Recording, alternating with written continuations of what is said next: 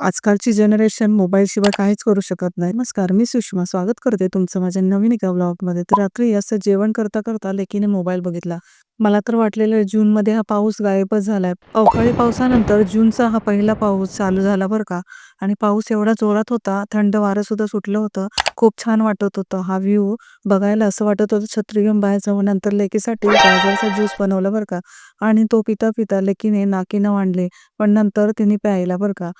रात्रीची मॅच आपली आर-सी-बी जिंकली बरं का आणि त्यांनी ट्रॉफी पटकावली. घरात एवढी खेळणी असूनही लेकीचं या माशीच्या काड्यांशी खेळणं चालू होतं आणि बराच पसारा केला होता. काल स्टेशनला गेल्यावर हे करवंद मिळाले आणि गावचीच आठवण झाली. कुणी खाल्ले ते करवंद.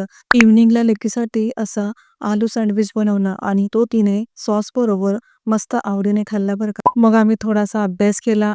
पावसाळा चालू झाला की जिभेला काही ना काही चवदार खावंसं वाटतं म्हणून असा ढोकळा खाल्ला. तर आजच्यासाठी एवढंच. भेटूच उद्या. बाय.